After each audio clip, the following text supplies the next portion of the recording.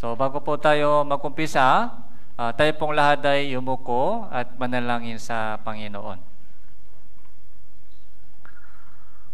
Banal at mahabaging Amang Diyos na makapangyarihan sa lahat at nagmamahal sa amin, salamat po sa gabing ito, sa inyong pagbibigay sa amin ng itong napakahalagang pagkakataon na makapakinig po kami ng inyong salita at makaunawa ng katotohanan na nakasulat sa Biblia.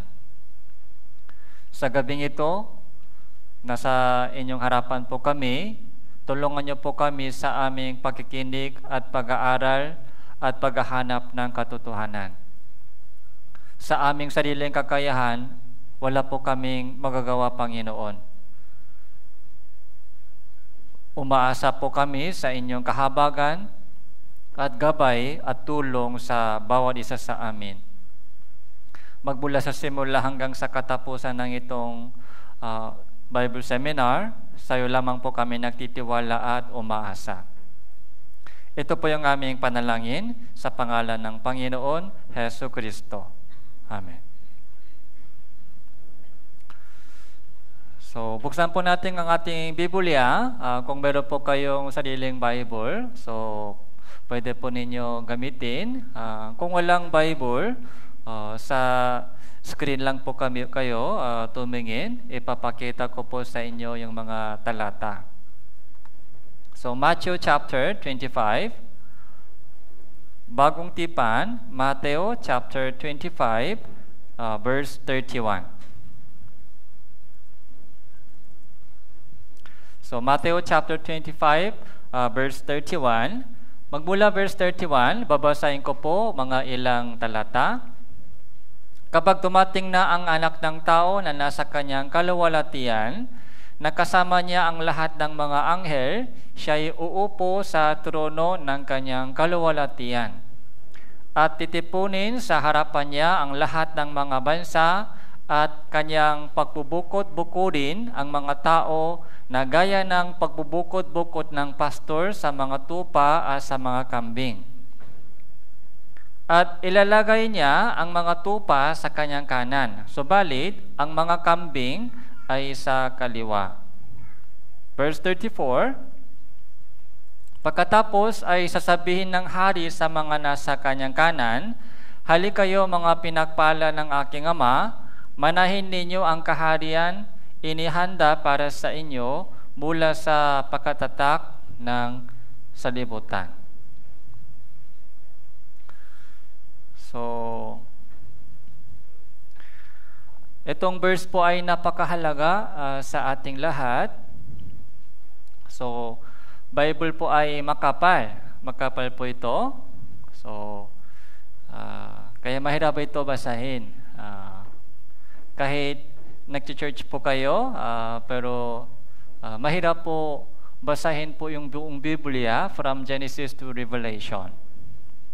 So, kaya, nandito po ako para tulungan po kayo na maunawaan po, malaman po ninyo kung ano ang mahalagang mensahe sa Biblia. Okay? Pag binuksan po natin yung Bible, antok agad. Tapos kahit Bible Seminar, so 2 hours, 5 days Bible Seminar, so mahirap din makinig 2 hours. Okay? Pero may tanong po ako sa iyo, alin po ba mas mahirap? 2 hours pag-uupo o 2 hours pagsasalita? Alin po ba mas mahirap? Ako po ang mas mahirap. Pero alam ko po na pagod po kayo sa trabaho, sa pag-aaral, kaya antok. Hindi maiwasan antok sa itong oras. Kaya may kape po kayo. Tapos, kung may inaantok po dito, sana yung katabi ay tumulong so para gising sila. Pero hindi pwede suntukin. Ano lang? Anong tawag ito? Ito lang. Okay? Gising ka. May punta ka sa impyerno.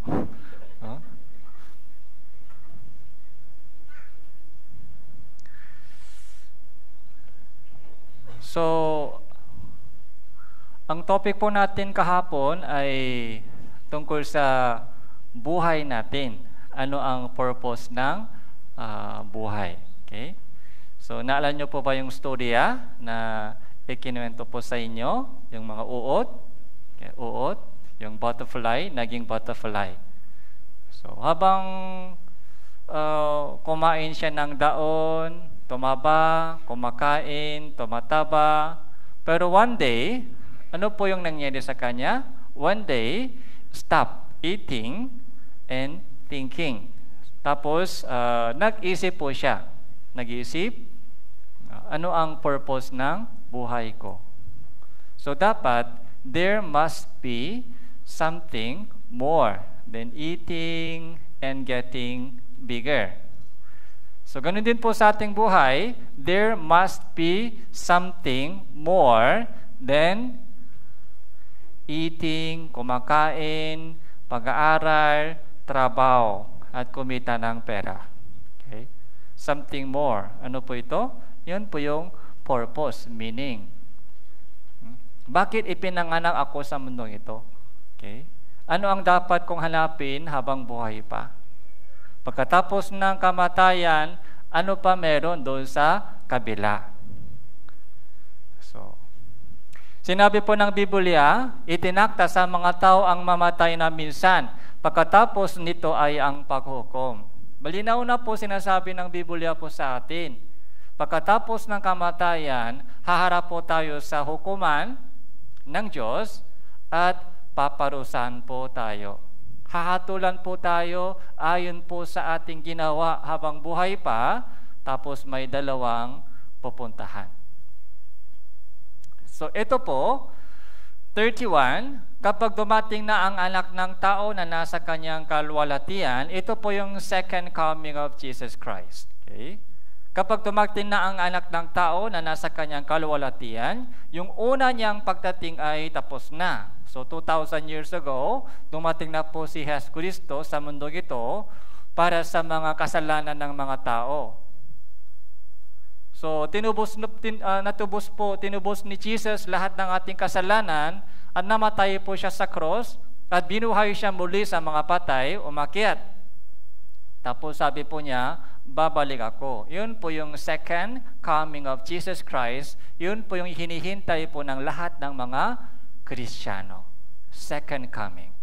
Pag dumating na po si Jesus, ulit, ano po yung mangyari? So, yung mga ipanganak na muli, yung mga naligtas, ayon po sa Biblia, ay kukunin po ng Panginoon. Kukunin. Parang bakal. Didikit sa magnet. Pero lahat po ng mga tao na hindi po ligtas, ayaw makinig, ayaw maniwala, nakafocus lang, busy lang sa mga makamlupang bagay, makamundong bagay, busy sa mga hanapbuhay dito, kaya walang oras para sa Bible study, para sa pagkikinig ng salita ng Diyos. So ano pong mangyari? Maiwan po sila sa rapture. Maiwan po sila at dadaan po sila sa matinding kapikatian. So, verse 32, titipunin sa harapan niya ang lahat ng mga bansa at kanyang pagbubukod-bukodin ng mga tao na gaya ng pagbubukod-bukod ng pastor sa mga tupa at sa mga kambing. So, titipunin po ng Panginoon lahat ng mga bansa, lahat ng tao, tapos bubukod-bukodin. So, i-divide. Dalawang grupo. Okay? Yung mga tupa, yung mga kambing. Okay? Hindi po literal tupa o kambing. Yung mga tao sila, pero i-divide po natin yung tao sa dalawang grupo. Yung mga tao katulad ng tupa. Yung mga tao na may ugaling kambing. Okay? Ano po yung ugali ng kambing? Masunurin o matigas yung ulo? Matigas yung ulo. Yun po yung ugali ng kambing. Tapos ano po yung ugali ng tupa? Sumusunod, masunurin sila, masunurin. Okay? Kung saan man sila inaakay, kung saan man sila kinagabayan ng pastor, sumusunod po sila. Pero yung kambing, ayaw. Matigas yung ulo. Okay? Ayaw makinig. Okay? Kapag hinihila, okay? So, umatras. Okay? Kaya isipin po natin, lahat ng mga tao sa mundong ito, lahat ng tao, sa mata ng Diyos, dalawang uri ng tao. Meron pong tao katulad ng kambing, meron pong tao katulad ng tupa. Okay? So, kamusta po tayo? Kambing po ba kayo o tupa kayo?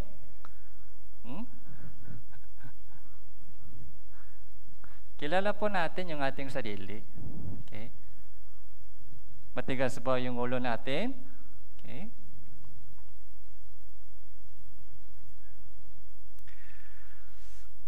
Verse 34, pagkatapos ay sasabihin ng hari sa mga nasa kanyang kanan, tupa sila, halikayo, mga pinagbala ng aking ama, manahin ninyo ang kaharian na inihanda ng Diyos para sa iyo mula sa pagkatatak ng salibutan. Ito po yung purpose, ito po yung kalooban ng Diyos. Ito po yung gusto ng Diyos ibigay sa atin. Halikayo, manahin ninyo ang kaharian ng Diyos ito. Okay? Na inihanda ng Diyos para sa iyo mula sa creation. So, ibig sabihin, yung purpose ng creation, so, nagtanong po ako sa inyo kagabi, okay, kung ano ang purpose ng creation, yung manok, itlog, alin po ba mas mauna? Okay? Manok, mas mauna. Okay? So, bakit nilikha ng Diyos yung manok? Para kanino? Para sa atin, para sa tao. Bakit nilikha ng Diyos ang tao? Oh? Para kumain ng manok? Okay? Hindi po. So, para sa Diyos. Nilikha niya tayo para sa Diyos. Anong ibig sabihin? Habang buhay pa tayo sa mundong ito, kailangan po natin kumain para may kalakasan sa katawan. So, araw-araw, nabubuhay po tayo, kumakain po tayo. May trabaho po tayo para may pagkain. Ang tanong po, so bakit buhay tayo? Ano ang purpose? Trabaho po tayo para sa pagkain. Yung pagkain para mabuhay tayo. So, para saan po yung buhay po natin? Para sa trabaho ulit? Parang balik po tayo, manok, itlog. So, trabaho para sa pagkain. Pagkain para sa trabaho? Ganun po ba? Ikot-ikot po ba tayo? Trabaho, pagkain? Hindi po. Isip po tayo ng mabuti. Hindi po tayo ipinanganak para trabaho. Okay? May purpose. Ito po yung purpose ng Diyos. Manahin ninyo ang kaharian, okay, na inihanda ng Diyos para sa iyo, para pumasok kayo sa kaharian ng Diyos. Yun ang inihanda ng Diyos mula sa creation. Kaya sa loob ng 70 o 8 years na buhay po natin sa mundong ito, dapat maging handa po tayo para makapasok sa kaharian ng Diyos. So paano maging handa po tayo? Magdadasal, o magbibigay ng pera sa church, o humihingi ng tawad, mangumpisal, hindi po. Malinaw na po sinasabi sa Biblia, John 3 verse 3. John 3 verse 3. So, basahin po natin ito ng sabay-sabay. 3, 2, 1. Sumago sa kanya si Jesus. Katotohanan sinasabi ko sa iyo, malibang ang isang tao'y ipanganak na muli, ay hindi niya makikita ang kaharian ng Diyos. Kaharian ng Diyos na inihanda para sa iyo. So, sino po yung makakapasok doon? Yung mga taong ipinanganak na muli. Born again. Born again. Oh, pastor, Katoliko ako. Ayoko born again. Maingay sila. So, Sa pagkaunawa po ng maraming tao sa bansang Pilipinas, pagsabing born again, akala po nila religion. Yun po yung pagkaunawa po nila. Born again, religion yan, Katoliko ako. Hindi ako born again. Pero wag po kayo makulungan ng mga tradition or mga practice ng tao. Yung born again ay hindi po yan religion. Born again ay katotohanan na dapat mangyari sa lahat ng tao. Kasi sabi naman ni Jesus, katotohanan ito, malibang ang isang tao ipanganak na muli, hindi ka makakapasok sa langit. So verse 4 naman po, sinabi sa kanya ni Nicodemo, paano maipapanganak ng isang tao kung siya ay matanda na? Makakapasok pa siyang muli sa tiyan ng kanyang ina? Okay. At ipanganak na muli, literal ba ito, born again? Hindi po. Okay. 10 anak, paano makakabalik sa tiyan ng ina? Kawawa naman yung nanay. Hindi po ito literal meaning ng born again.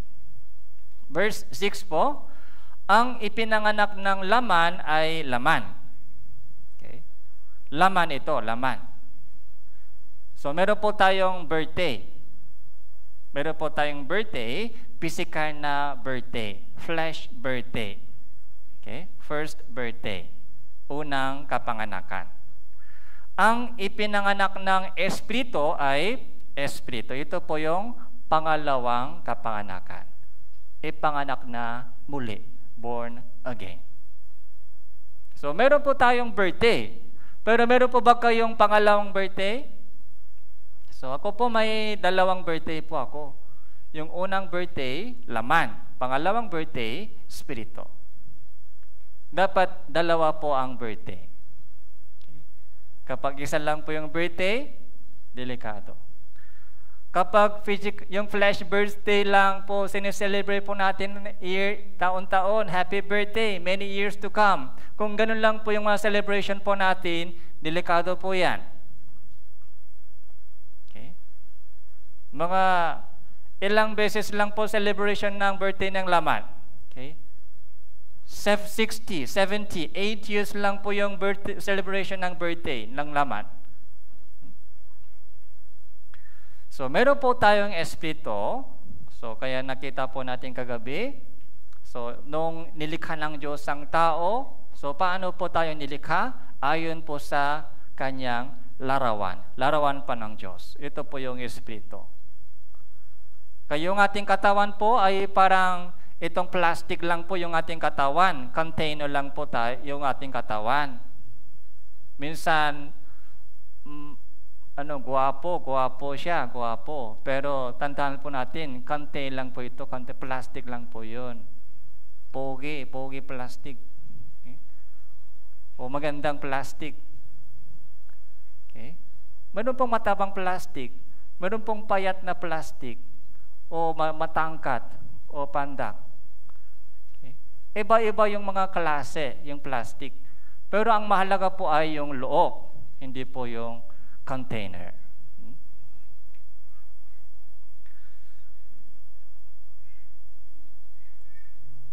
So yun po yung purpose ng creation. Ito po yung purpose ng buhay po natin. So yung mga tupa, ganito po yung mangyari sa mga tupa.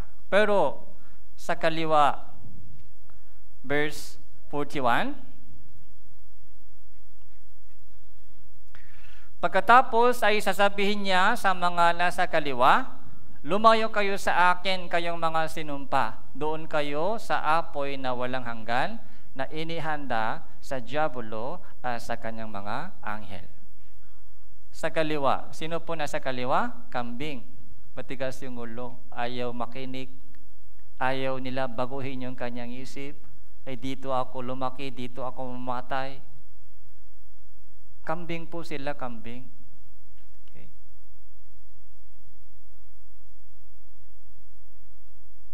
sasama po sila doon sa apoy na walang hanggan. Yung apoy na walang hanggan, impyerno po ito, hindi po ito inihanda ng Diyos para sa tao. Inihanda ng Diyos yung apoy na walang hanggan para sa diabolo at yung kanyang anghel. Pero bakit yung tao po ay pupunta doon? So, dahil sa kanilang katigasan ng ulo. So Roma chapter 2 verse 5. Tingnan po natin Roma chapter 2 verse 5. Unit ayon sa inyong katigasan at pusong hindi nagsisisi ay nagtitipon ka para sa inyong sariling puot sa araw ng kapuutan at pagpapahayag ng matuwid na paghuhukom ng Diyos. Okay. Bakit isang tao pupunta sa impyerno? Sabi dito, dahil daw sa katigasan sa ulo. Katigasan.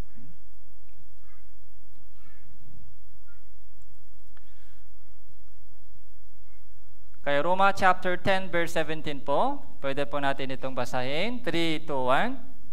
Kaya ang pananampalataya ay nagagaling sa pakikinig, at ang pakikinig ay sa pamamagitan ng salita ni Kristo. Yung faith, pananampalataya, ay galing po sa pakikinig. Kaya meron po tayong ganitong Bible seminar. Ang kailangan po ninyong gawin sa itong Bible seminar ay pakikinig lang. Wala pong iba. Pakikinig lang. Maayos na pakikinig. Habang nakikinig po kayo ng mabuti, ano po yung mangyari? Yung pananampalataya ay darating sa iyo. Pananampalataya. Pero yung mga kambing, nakikinig po ba sila lang mabuti? Yung mga kambing, hindi sila nakikinig. Okay? Kaya sana po, lahat po ng mga nandito ngayon ay makinig ng mabuti, may pusong naghahanap, pusong hanap ng katotohanan. So kung ganoon, maunawan po natin ang katotohanan sa Biblia. So,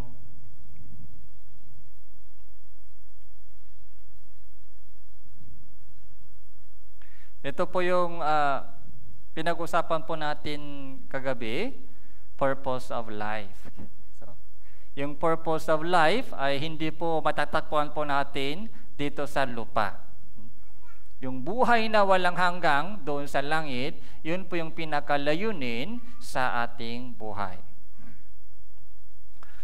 So ngayon po, ay pag-aralan po natin yung mga ebidensya ng kasaysayang history. Mahilig po kayo sa history? Mahilig po ba kayo sa history? O masakit yung ulo? Kaya ilang mahalagang historical events lang po pag-aralan po natin para hindi po tayo mahirapan. So, una sa lahat po yung Garden of Eden. So, dito po yung nagumpisa yung history ng yung tao. So, Genesis chapter 2 verse 16 to 17. Iniutos ng Panginoong Diyos sa lalaki na sinabi, malaya kang makakakain mula sa lahat ng punong kahoy sa lamanan, subalit mula sa punong kahoy ng pagkakilala ng mabuti at masama ay huwag kang kakain, sapagkat sa araw na ikaw ay kumain yon, ay tiyak na mamamatay ka.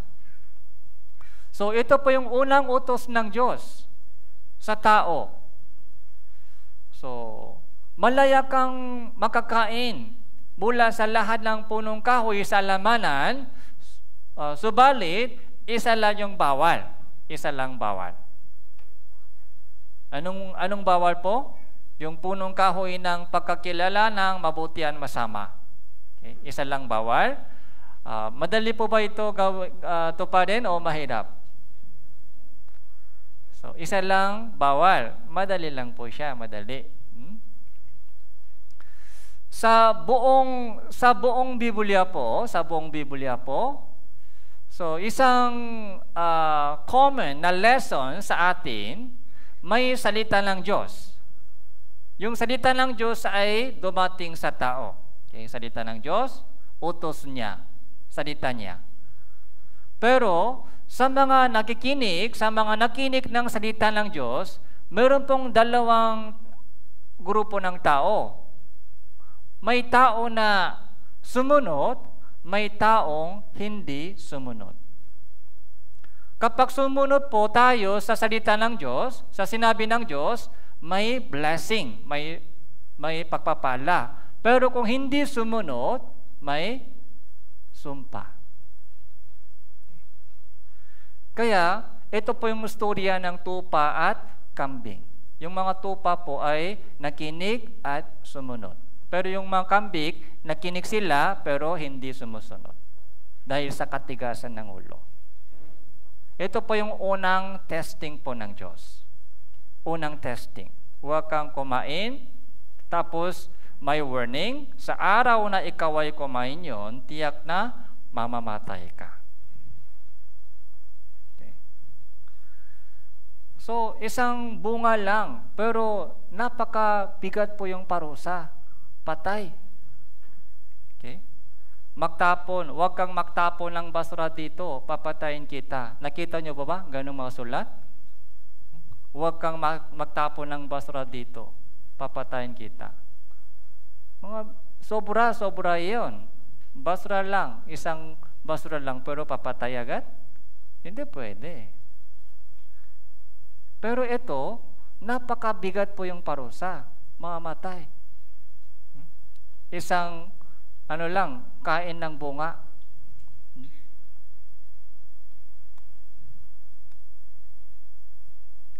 Subali sinabi ng ahas sa babae, tiyak na hindi kayo mamamatay. May ahas.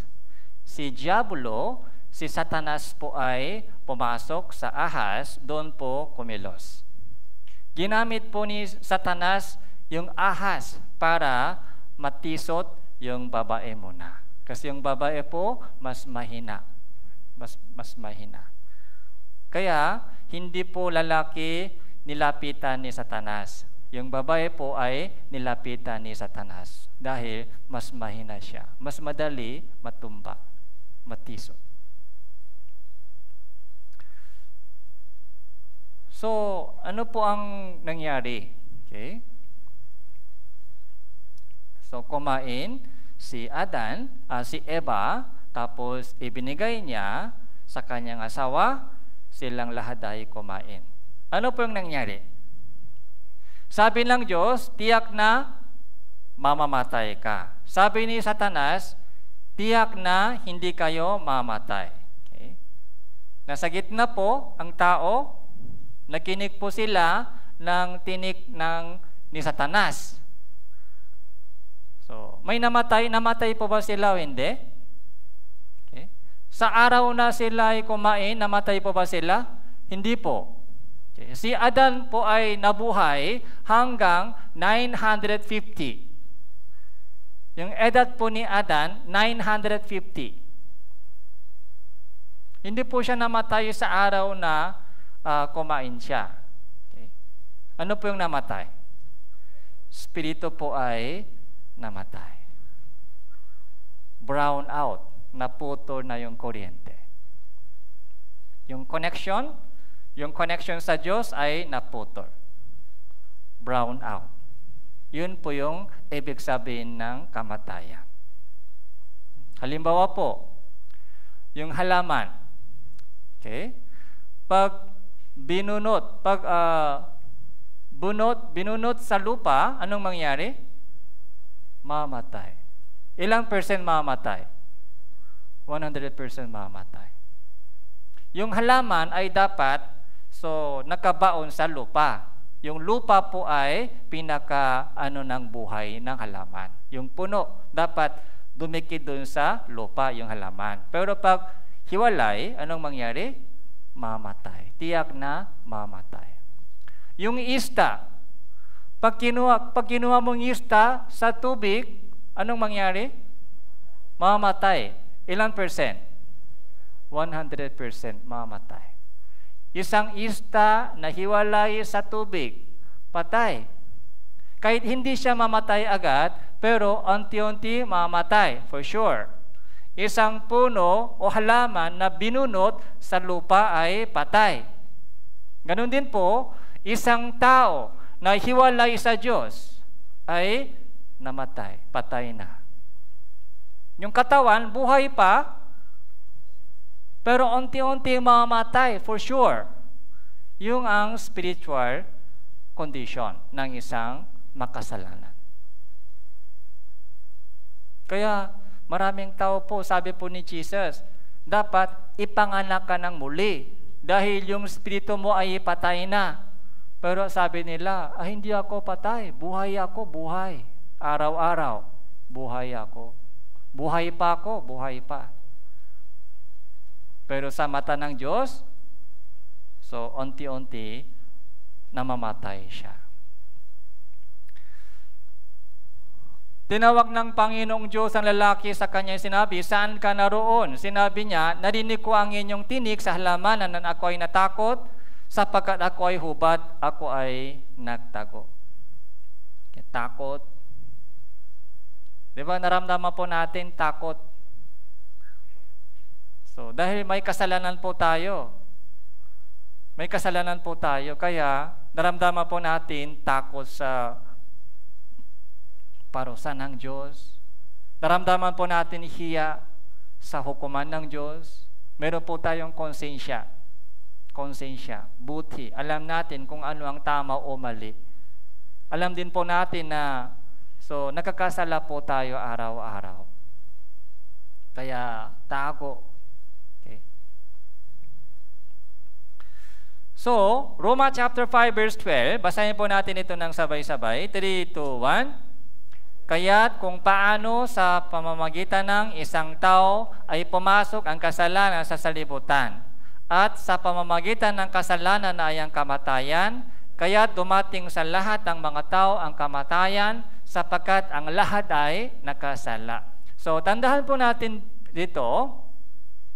So, bakit nakakasala po ba tayo? Okay? Sino dito marunong magluto? Taas yung kamay. Sino dito marunong magluto? Okay? Kahit noodle, okay lang. Kahit itlog, okay. Sino dito marunong mag-drive? Mag-drive, okay? Okay. Sino dito marunong kumanta? Oh, mas marami. Sino dito marunong magsinungaling? Marunong magsinungaling? Hindi kayo marunong? Lahat. Sino dito marunong magalit? Lahat tayo. Sino dito marunong magmura? Mura. Lahat. Saan galing? Sino pong nagturo sa inyo? Anak, dapat ganito magsinungaling ka para hindi ka mahuli. Meron ho ba nagturo sa inyo? Hindi. Sinasabi ng mama sa atin, behave ka. Anak, wag mong gawin yan. So, hindi tama yan. Bali yan. Dito ka. Ganun din po yung mga turo ng mga teacher sa atin. Pero, bakit marunong po tayong magsinungaling? Saan galing po yun? Yung mga kasinungalingan, yung mga jealous, inggit, yung mga tampo, yung mga masamang loob, yung galit, saan galing po yun? Parang may ugat po sa ating puso, ugat. May binhi po tayo ng kasalanan, inborn yung nature. Likas ng kasalanan, sinful nature. Saan galing po ito? Galing kay Adan. Parang virus, nahawa po tayo ng virus. Sabi dito, sa pamamagitan ng isang tao, si Adan, pumasok ang kasalanan sa salibutan. Yung kasalanan po ay parang virus. Pumasok sa salibutan sa pamamagitan ng isang tao. Tapos yung kasalanan po ito ay kumalat na sa lahat ng tao. Kaya nasa atin yung likas na kasalanan. minana po natin yung ating sinful nature magmula sa ninuno. So, ngayon, lahat ay nakasala. Lahat. Ito po yung reason bakit hindi po natin maiwasan makasala araw-araw. Sabi natin, tao lang tayo, tao lang, hindi natin maiwasan gumawa ng kasalanan. So, aminado po tayo, di ba? Lahat po tayo ay nakagawa ng kasalanan araw-araw. Parang nangyari yan, nangyari. Automatic nangyari. Ito po yung reason. Okay? Ito po yung reason. So, sa pamamagitan ng isang tao pumasok ang kasalanan, kaya ngayon, lahat po ay nakasala. Okay? So, ito po yung nangyari sa Garden of Eden. So, nasaan po yung Garden of Eden? So, dito po, sa Middle East, ito po yung location ng Garden of Eden. So, paano po natin malalaman? So, Genesis chapter 2, verse 10 to 14. So, nakasulat po doon, may 4 na ilog. So, 4 na ilog, Bishon, Gihon, Tigris, and Euphrates. Okay? Nakasulat po sa Genesis chapter 2. Sa mga 4 na ilog, so 2 po ay wala na. Pero 2 ilog ay umaagos pa din hanggang ngayon doon sa bansang Iraq. Tigris and Euphrates River.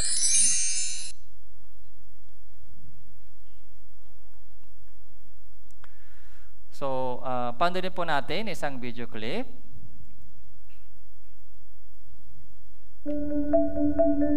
Middle East o Gitnang Silangan. Sa loob ng maraming siglo, nanatiling paksa ng debate ng mga archaeologists, theologians at mga dalubhasa ang tunay na kinaroroonan at kung totoo ba talaga ang sinasabi ng Biblia na Garden of Eden. Ayon sa sinasabi ng Biblia sa aklat ng Genesis, may isang lugar o paraiso kung saan nilagay ng Diyos ang unang mga tao, sina Adan at Eva. Subalit totoo nga ba ang paraisong ito ng Garden of Eden na inakala ng mga tao na isang alamat o mitolohiya lamang? Kung titignan natin ang Garden of Eden, masasabi natin na talagang may physical na paglalarawan kung saan ba talaga ang lokasyon nito.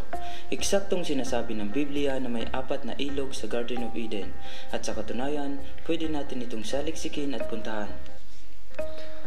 Ang dalawa sa mga ilog na ito, ang Tigris at Euphrates, ay dumadaloy magpahanggang ngayon sa Iraq.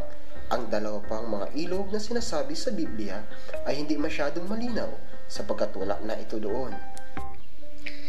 Noong 1981, may mga pagsasaliksik na napatunayan sa tinatawag na Karun River mula sa Iran na dumadaloy at kumukonekta sa ilog Euphrates. At noong 2010, na-verify gamit ang satellite imagery ang isang tuyong ilog na nasa ilalim ng disyerto at tinatawag itong Wadi Batan at kumukonekta din sa Euphrates. Subalit ang mga ito ba ang siyang binabanggit ng Biblia na Bishon at Gihon? Ang dalawang nawawalang ilog na nakasaad sa aklat ng Genesis. Sinasabi na may isang ilog na lumalabas mula sa Eden at mula rooy nahati at naging 4 na ilog. Kung pupunta tayo sa Iraq, napakalinaw, naroon pa rin ang dalawa, ang Tigris at Euphrates. Gamit ang makabagong teknolohiya, natuklasan na ang Bishon at Gihon na siyang tinatawag ngayon na Karun at Wadi Batan, kaya walang duda na ang Garden of Eden ay nasa bandang Iraq. So, nasaan po daw yung location po ng Garden of Eden? So, bandang Iraq. Okay, bandang Iraq. So, 2 ilog, Tigris, Euphrates, nakasulat sa Bible Genesis, ay umaagos pa din hanggang ngayon. Okay? Kung may budget po kayo, pumasyal po kayo sa bansang Iraq. Okay? So, kung nandun pa po yung mga 2 ilog, yung Biblia sa Bible, yung yung Eden Garden sa Biblia ay totoong nangyari. Kung totoo ito, Biblia ay tunay na salita ng Diyos. Kung Bible po ay totoo, buhay ang Diyos. So Genesis chapter 1 verse 7, ginawa ng Diyos ang kalawakan at ibinukod ang tubig na nasa ilalim ng kalawakan mula sa tubig na nasa itaas ng kalawakan, at ito ay nangyari. So ipapaliwanag ko po sa inyo kung ano po yung mga difference ng panahon, nung unang panahon, yung una, saka yung ngayon, yung mga weather condition, klima. So dati po, sa panahon po ni Adan, so nakaroon po ng water layer, kaya may tubig sa itaas ng kalawakan. Yung kalawakan po yung langit, so sky. Meron pong tubig na nasa ibabaw ng kalawakan. Kaya may water layer. Dahil po sa itong water layer, ganito po. Kung may idea po kayo kung may knowledge po kayo sa science, so galing po sa sun, so maraming mga rays, iba-ibang mga frequencies na rays ay dumarating sa mundong ito. Maraming mga range, okay? High frequency rays and low frequency. Yung high frequency ganito, yung low frequency ganito, okay? So dahil po sa itong water layer, so yung mga low frequency katulad ng microwave o infrared rays o visible rays ay pumapasok, nakapasok po sa itong water layer, low frequency. Pero yung high frequency, ultraviolet rays, X-ray, gamma rays. Yung X-ray, example, X-ray, maganda po ba siya sa ating katawan o hindi? X-ray. Hindi siya maganda. Bakit hindi maganda sa ating katawan? Dahil yung high frequency rays ay sumisira ng mga tissue ng ating katawan, yung cells. Pinapatay po niya. Kaya hindi yung mga yung X-ray, kapag exposed po tayo sa X-ray matagal, mabubulok po yung ating katawan. Yung pagsabog ng mga nuclear radiation, maganda po siya sa ating katawan? Hindi. So high frequency po yan. Kaya mabubulok po yung ating katawan pag sumabog po yung mga nuclear bomb. Okay. Pero yung ganitong mga hamper rays ay hindi po nakakapasok dahil po sa water layer. Yung water layer po ay naging protection layer para sa mga tao, para sa mga hayop at halaman. Water layer. Yun po yung purpose. So, naintindihan po ba? Kaya, so Genesis chapter 5, nakita nyo, tingnan nyo po. So, kung gaano kahaba yung tao, so yung buhay ng tao nung unang panahon. Si Adan, ilang taon po siya? 930. Hindi po 93. 930 years old. Si Seth, 912, 905. Yung pinakamahabang buhay sa Bible, ilang taon? 969. Methusalem. Okay. Sa ngayon po, so meron po ba 900 plus? Wala po ngayon. Bihira po, mga 90, bihira. Pag 100 years, pag umabot ng 100 years, meron po ba yung pera galing sa government? Magkano? Oh. So, bihira po yan. Kaya, so ibinibigay ng government yung pera. Celebration. Congratulations. 100. Pero sa panahon po nila, 900. Bakit ganitong kahaba yung buhay ng tao? Dahil po sa water layer, protection layer. Yung mga high frequency hamper rays ay hindi po nakarating sa lupa. Pati po yung mga insekto, butterfly, yung mga dragonfly 70, lobster 2.5. Okay? Cockroach, ipis 30 centimetro. Okay ba ganitong ipis sa bahay ninyo? Huh? Mga 10 ipis. Parang horror movie po ito. Saka yung mga crabs, seashell, dinosaurs, yung mga higanteng hayop, higanteng puno, pati tao, higante noong unang panahon. Okay? Mahabang buhay. Okay? Mahirap po natin ma-imagine po ito, pero ito po ay totoo. Maraming mga fossil, fossil po ay nagpapatotoo. Okay? Higanteng puno, higanteng tao. Okay? So, natatagpuan po yung mga buto ng mga higante. Okay? Yung paa, ganito.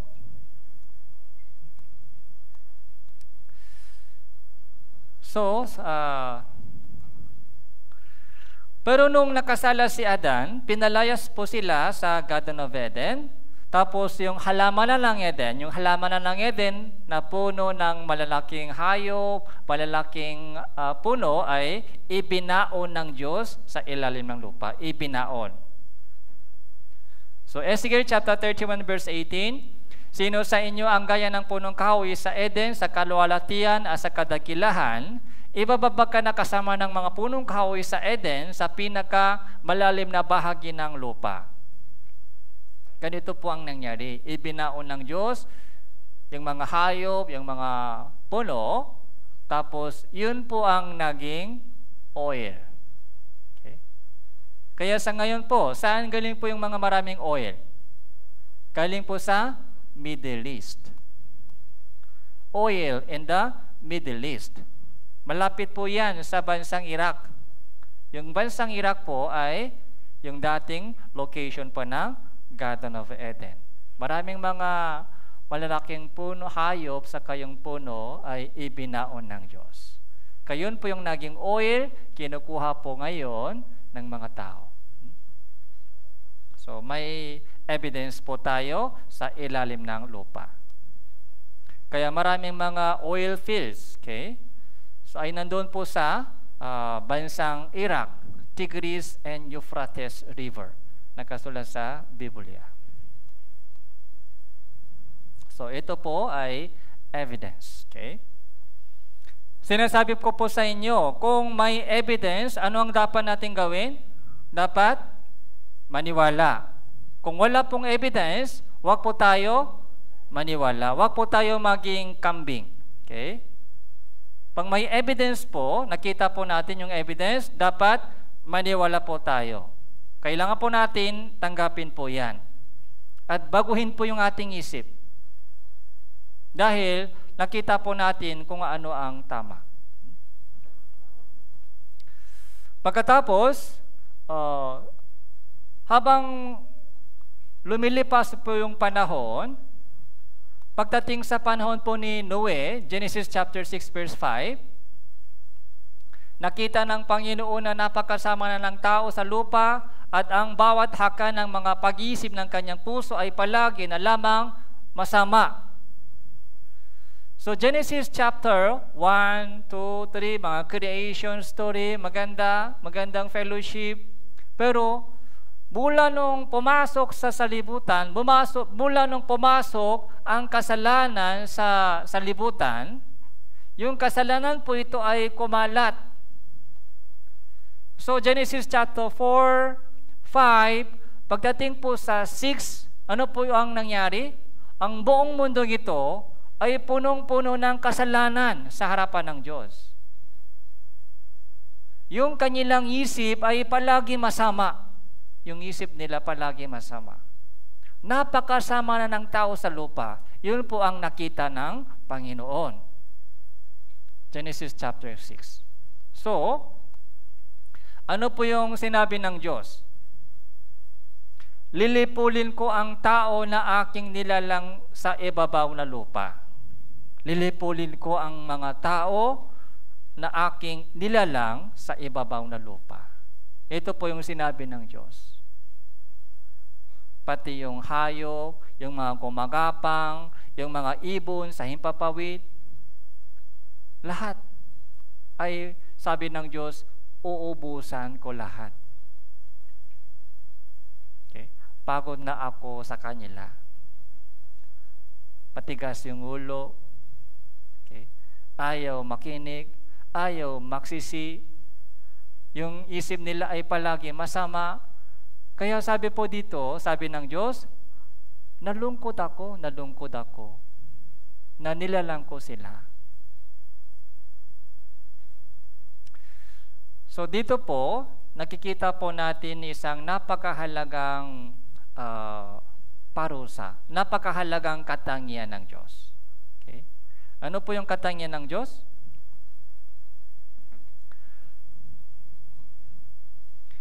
Sa pamamagitan ng Bible seminar po ito, sana makilala po natin ang tunay na Diyos. Makilala po natin ang totoong Diyos. Okay? Sa pamamagitan ng salita ng Diyos. So God is love. So ito po yung kilalang kilala ng tao. God is love. God is good. Pero hindi po nila ito alam. Okay? Hustisya. Hustisya. Hukom siya. Hindi po ito alam ng tao. Kaya wala silang takot sa Diyos. Okay? Yung hustisya ng Diyos, galing po dito, may batas, utos, okay? Law, may batas. Sa bansang Pilipinas, may batas po, tama po? May batas. Okay. Pag lumabak po sa batas, anong mangyari? So, huli tayo ng polis. Tapos, may parusa. Yung penalty or pakakulong. May bayad sa kasalanan. Yun po yung hustisya. Okay. Kapag may kasalanan, so dahil may batas, pag lumabak ka sa batas, kasalanan po yan, pag mahuli ka, tapos paparusahan ka. Ayon sa batas, ayon sa ginawa mong kasalanan. Yun po yung hustisya. Dahil sa kanyang katangian na hustisya, so sabi po niya dito, lilipulin ko ang mga tao, lilipulin ko. So ito po yung parusa. Baha, ito po yung baha.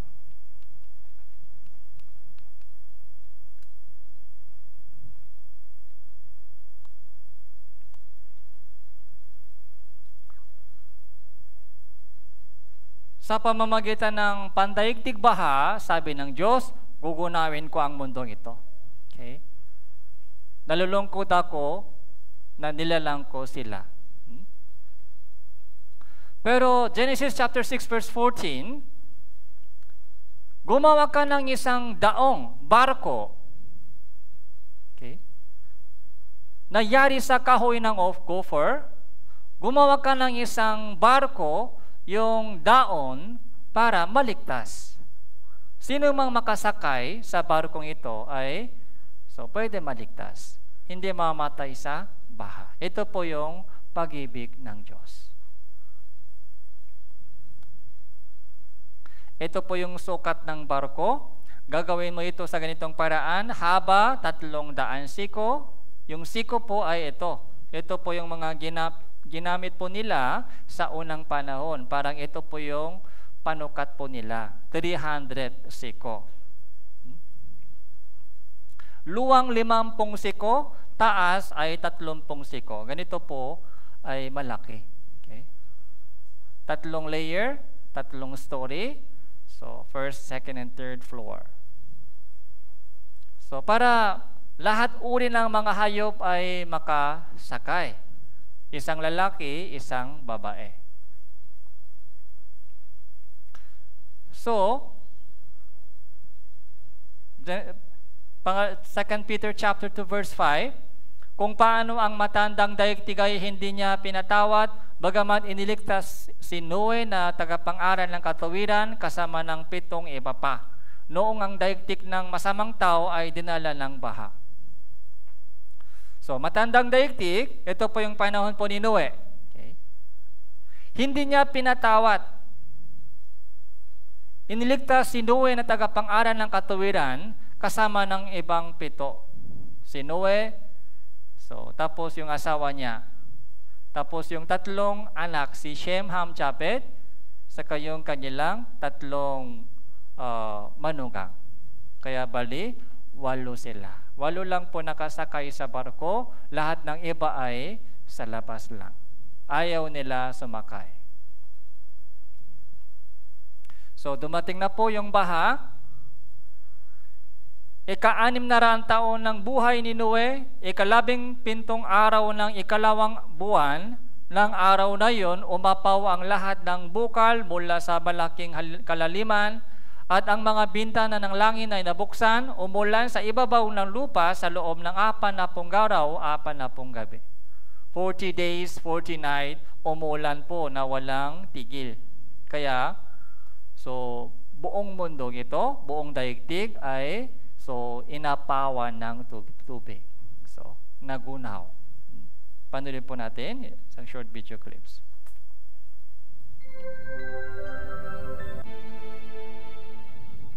One day, Jehovah God came to Noah. Noah. Noah.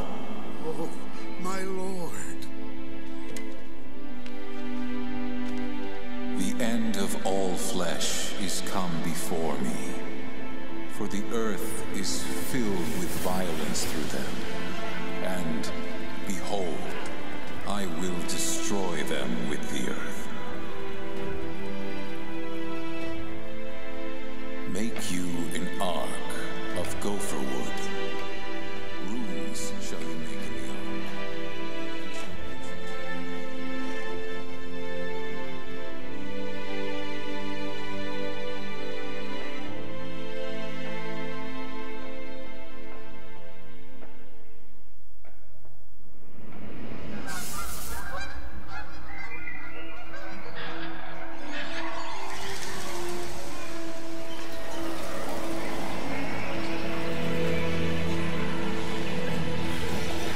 Lahat uri ng mga hayop, isang lalaki, isang babae, ay dinala po ng Diyos sa barko.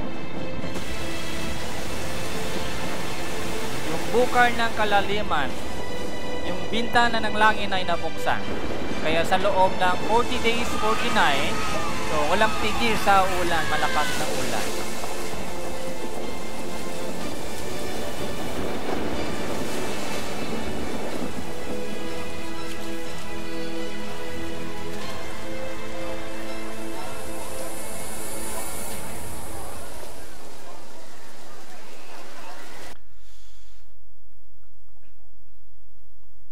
May ano po tayo dito, may tanong po tayo dito. Okay?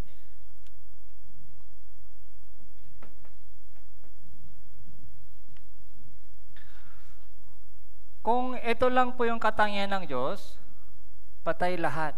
Walang natitira. Kung ito lang po yung katangian ng Diyos. Okay?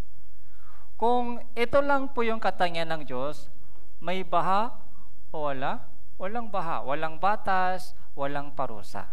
Okay? Hayaan na lang, hayaan kahit anong gagawin po natin. Pero dalawang katangian, lahat meron. Napakahalaga po. Hindi pwede mawala yung isa. Dalawang lahat. Hustisya at pag-ibig. Yung baha ay galing po sa hustisya ng Diyos. Pero sa kabila, pag-ibig, dahil sa kanyang pag-ibig, naawa siya sa atin. Naawa. Yung awa, yun po yung pag-ibig. Naawa. Kaya gumawa po siya ng paraan ng kaligtasan. Ano po yung paraan ng kaligtasan? Barko. Barko ni Noe. Ito po yung kaligtasan, way of salvation. Okay? Tapos, choice. Saan choice? Sasakay sa barko, maliligtas ka. Kung ayaw sumakay sa barko, anong mangyari? Mamatay sa labas. Choice. Pero ilan po ba nakasakay? Ilan po ba naligtas? 8 lang po. 8 lang. 8 lang po yung tupa. Maraming kambing nasa labas. So bakit namatay po sila sa labas? May paraan ng kaligtasan. Ibinigay ng Diyos sa kanila yung way of salvation. May paraan. Sino man, wala pong bayad dito. Okay? Walang bayad dito. Sino man, sumakay dito, ligtas na. Free, libre. Pero karamihan po ng mga tao sa panahon po ni Noe ay hindi naniniwala sa baha. Hindi naniniwala sa salita ng Diyos. Kaya kahit binigyan sila ng warning, gugunawin, lilipulin ko ang tao sa ibabaw ng lupa, pati hayo, kumagapang, ibon pa sa impapawid. Kahit binigyan po sila ng warning, babala, pero binawalan nila. Nag-enjoy lang sila sa labas, enjoy. O hanap buhay lang. Naghanap buhay sa labas. Kahit dumating na po yung araw ng paghukom, may paghukom ng Diyos. Pero binaliwala po nila yon. Walang takot sa Diyos.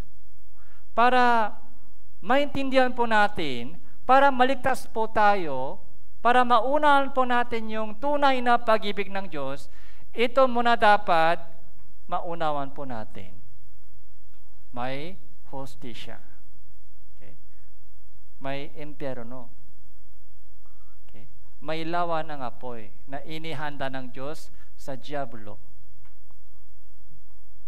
Kung maunawan po natin yung hostisya ng Diyos, doon po natin, naghahanap ng way of salvation.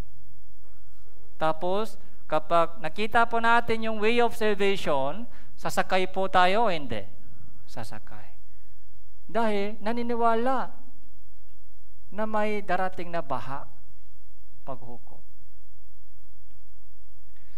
So, sa pamamagitan ng storya po ni Noe, so mayroon po napakahalagang lesson po tayo. Genesis chapter 7 verse 23, namatay ang bawat may buhay na nasa ibabaw ng lupa, ang tao, hayop, ang mga gumagapang, ang mga ibon sa impapawid, sila ay nalipol sa lupa. Tanging si Noe at ang mga kasama niya sa daong ang nalabi.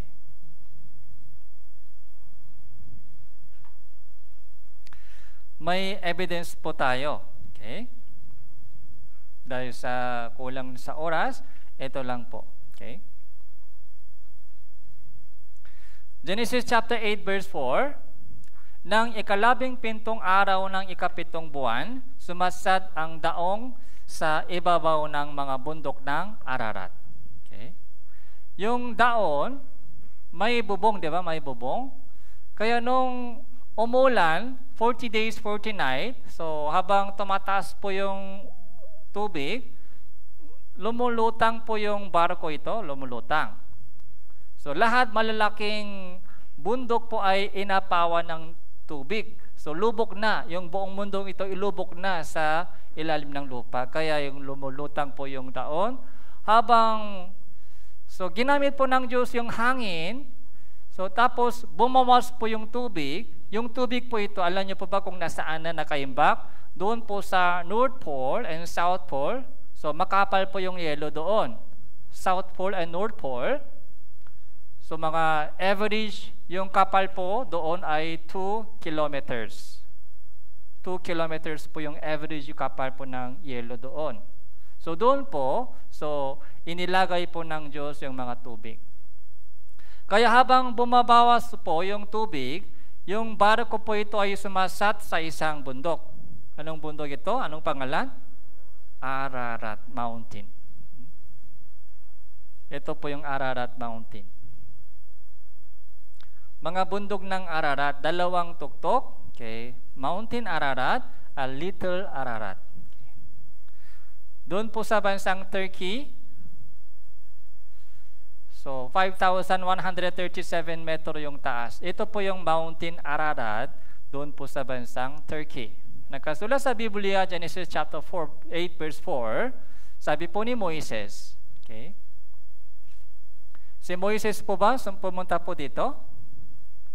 Hindi po, malayo po yung lugar ni Moises mula sa bundok ng Ararat, malayo. So paano po nalaman ni Moises na yung barko ay sumasat sa bundok ng Ararat? Okay? Sino po yung nagpaalam sa kanya? Ang Diyos po ang nagpaalam, nagpakita kay Moises kung ano po ang nangyari. So ito po yung mga pinicturan po nila na yung barko sa bundok ng Ararat na nakabaon. Pag natunaw po yung yelo, so nakikita po yung hugis ng barko. Maraming drawing, picture, video. Okay? So si Navarra po natakpuan po yung barko ni Noe. Kasama po yung kanyang anak. 4,000 meters above sea level, maraming mga libro, books tungkol po sa Noah's Ark. Discovery of the Noah's Ark. Okay.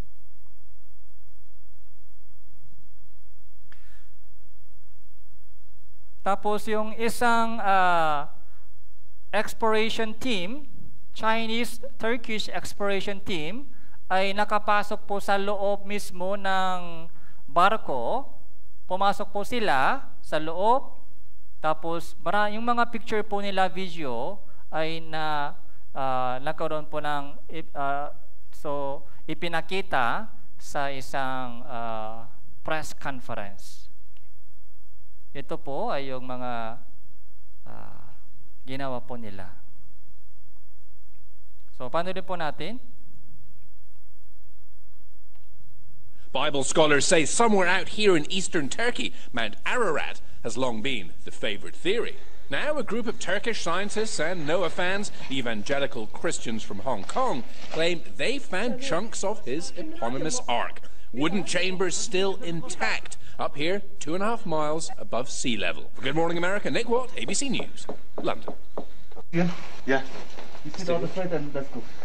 Experts are skeptical to the claims by a Chinese exploration team that they've discovered the resting place of Noah's Ark in Turkey. The Noah's Ark International Ministries found the wood beams and planks in the frozen glacier caves of Mount Ararat, the place the Bible says the Ark came to rest. They say carbon-14 dating proves the wood is from nearly 5,000 years before Christ. But one scientist who had worked with the Chinese team 2 years ago says the evidence is far from conclusive and suspects the Kurdish guides duped the exploration team. Most of the experts we talked with say they are withholding final judgment until they can examine the data. In New York, Lauren Green, Fox News.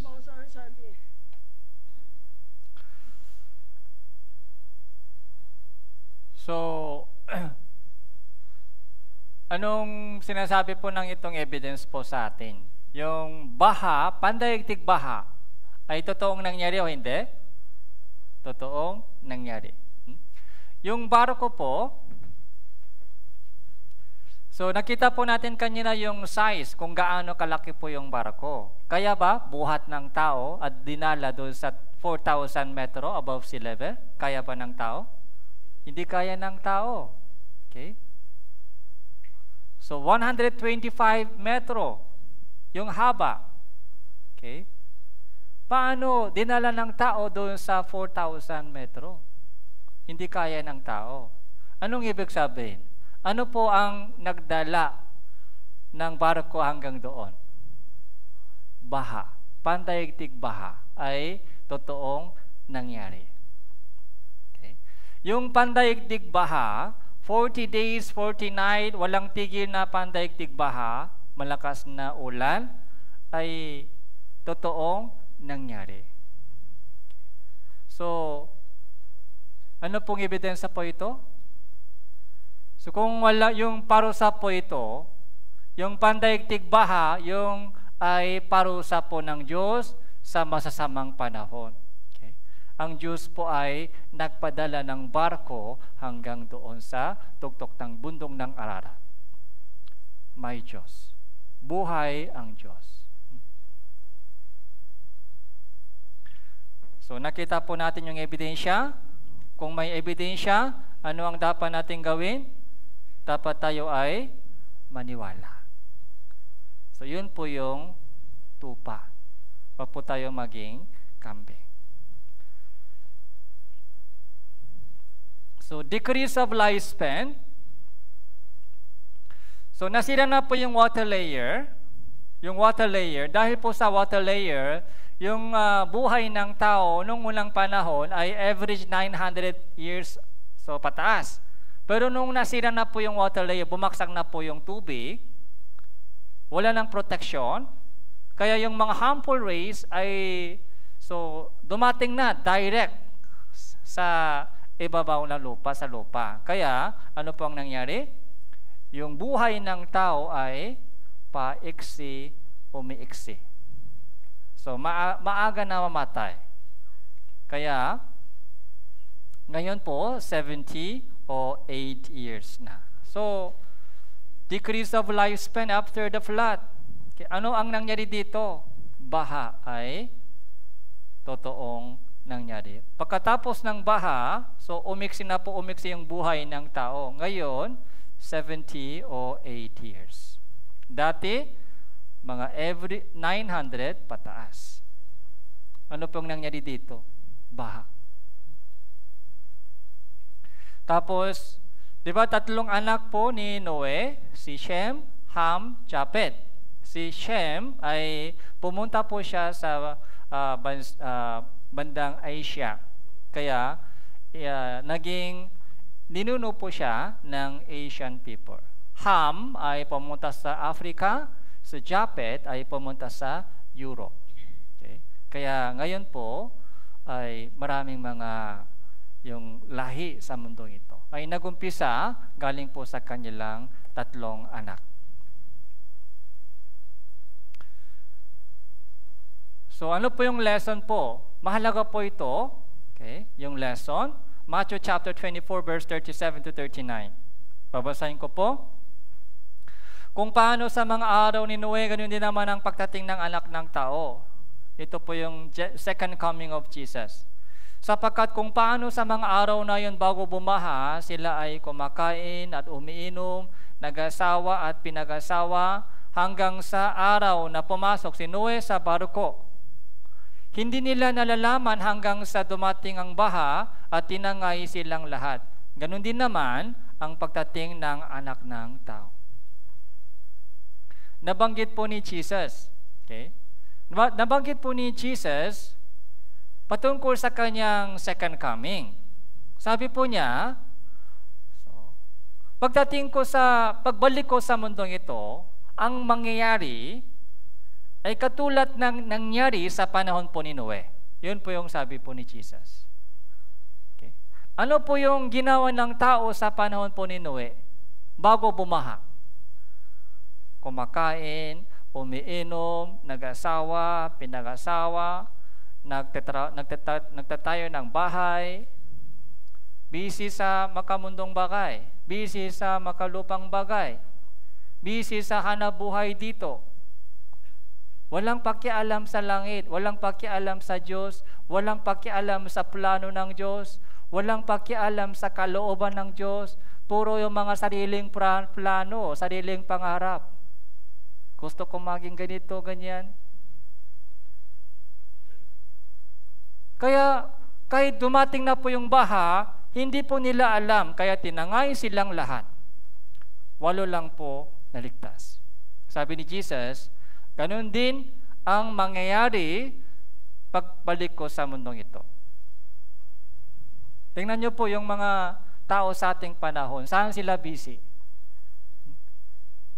So, tingnan po natin yung ating sarili, kung saan po tayo umiiyak, kung saan po tayo masaya. Okay? Umiiyak po tayo dahil sa mundong problema. Siyempre, kapag may sakit, mahirap. Kapag kulang sa budget, mahirap. Pagpasaway po yung anak, mahirap. Pag lasinggero yung asawa, mahirap. Pag maraming utang, mahirap. Pero tandahan po natin, meron po tayong mas mahalagang mission o purpose sa buhay po natin. 70 o 8 years na buhay po natin ay may purpose. Hindi para maging masaya tayo dito. Temporary lang po yung buhay natin dito. Okay? Habang buhay tayo sa mundong ito, dapat maging handa po tayo para makapasok sa barko ni Noe. Barko ng kaligtasan. Meron pong way of salvation sa Biblia. Dapat doon po tayo pumasok. Kaya mayaman, yung mga mayayaman, mamatay pa din. Okay?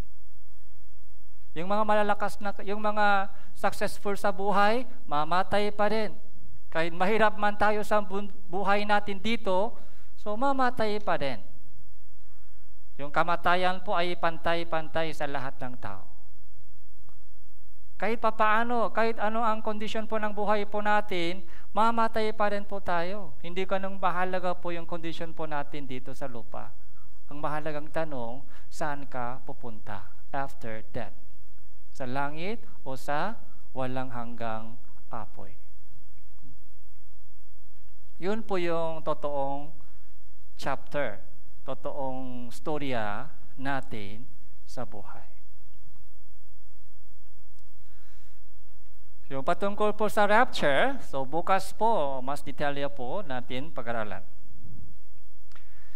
2 Pedro chapter 3 verse 6 to 7, nabanggit po ni Apostol Pedro patungkol po sa baha sa panahon po ni Noe.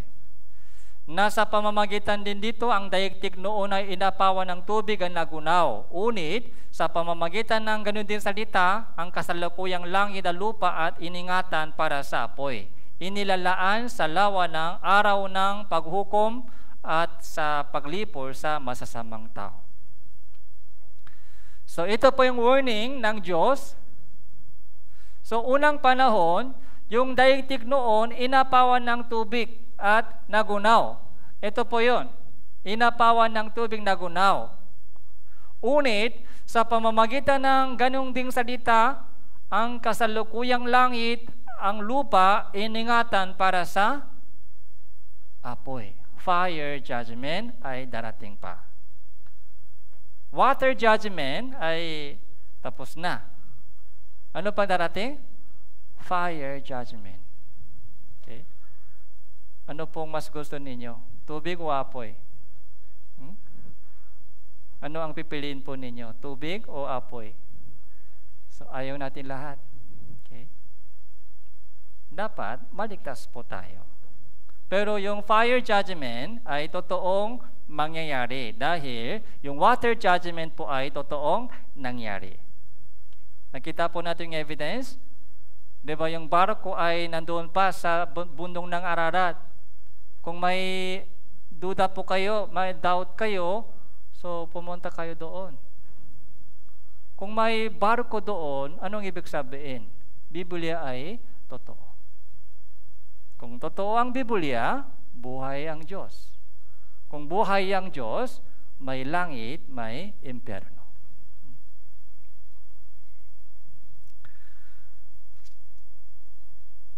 Tapos, ang pinakamahalagang evidence po natin ngayon ay bansang Israel. Okay? Yung bansang Israel po ay medyo ito po yung mga kilalang storya po ngayon. Kasi television news, araw-araw, yung Israel, Hamas, Israel, Hezbollah ay nagkipag-away ngayon. Okay? Napaka-komplikado po yung sitwasyon po doon. Yung Israel, saka yung mga Muslim, yung Arab nation. So, nasa Biblia po yung kanilang storya. Kung bakit ganun komplikado po yung mga sitwasyon po nila ngayon. Yung Israel po ay saksi ng Diyos. Isaiah chapter 43 verse 10. Kayo ay ang aking mga saksi. Sabi ng Panginoon, at aking lingkod na aking pinili upang inyong malaman at manampalataya kayo sa akin. Yung saksi ng Diyos. So ito po ay museum ng Holocaust. Holocaust Museum. Holocaust po ay ito po yung nangyari sa Second World War from 1939 hanggang 1945. Yung 6 million na Hudyo ay pinakpatay ng German Nazi. Holocaust. Okay. Sa malalaking city sa mga ibang bansa, maraming bansa, meron pong museum ng Holocaust. Okay. So para hindi po nila makalimutan kung ano ang nangyari sa kanila. So doon po, Holocaust. Ito po yung mga sapatos nila. Nakasulat po sa pader ng museum, "You are my witness." Isaiah chapter 43 verse 10. Kayo'y aking saksi. You are my witness. May idea po sila. Para makilala, bakit kailangan po natin pag-aralan yung history nila, history ng bansang Israel, para makilala po natin ang Diyos. Dahil ang Diyos po ay kumikilos sa kanilang history directly. Okay. Kung sumunod po sila,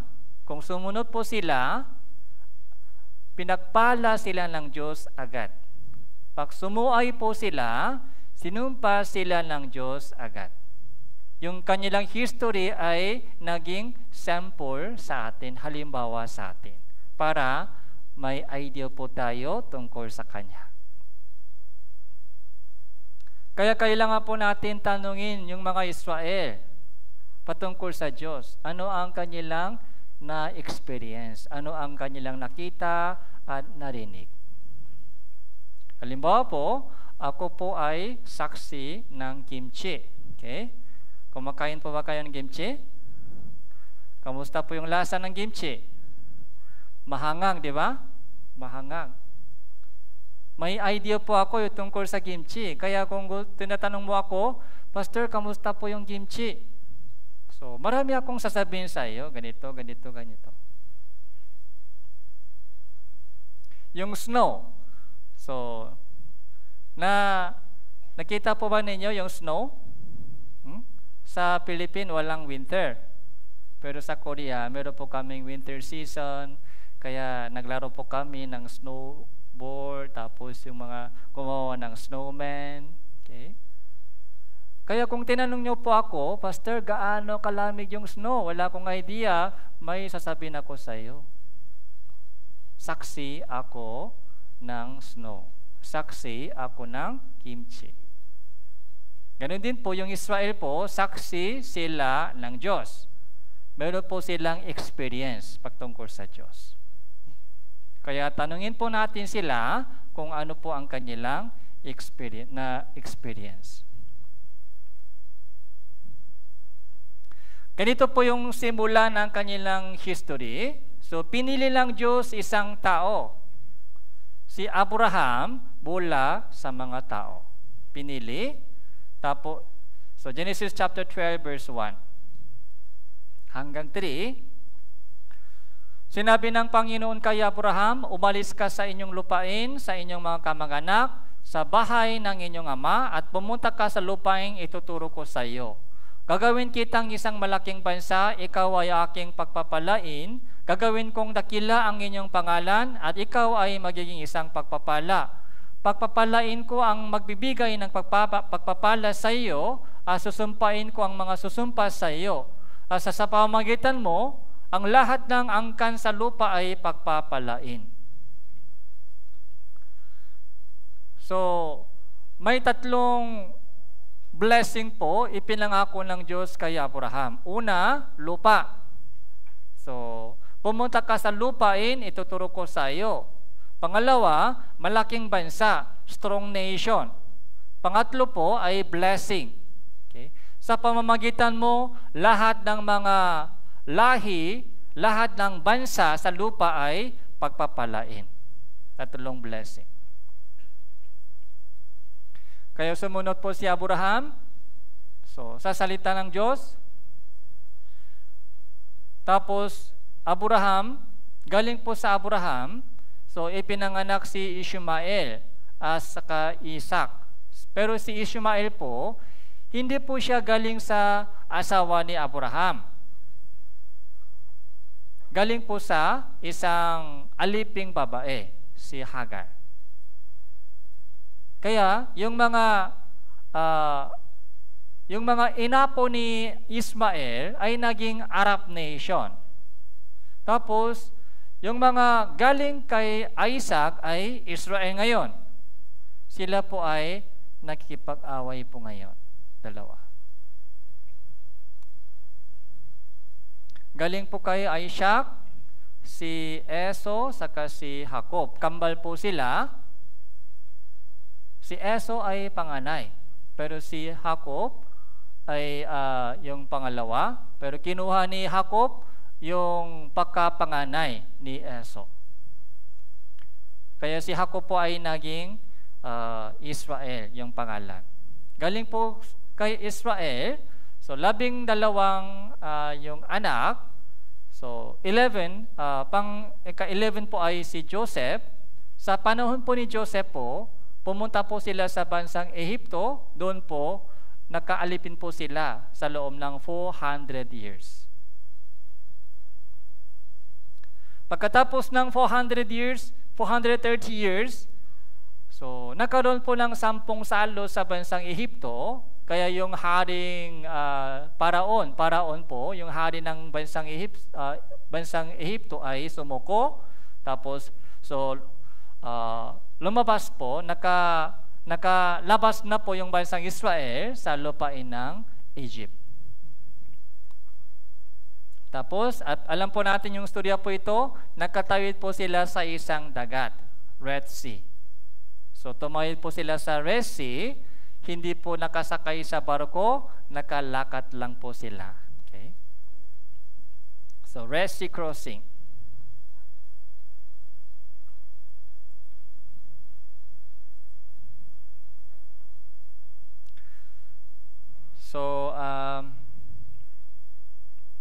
So ito po yung dinaanan po nila. So bansang Egypt, tapos dito po sila tumawid. Crossing route.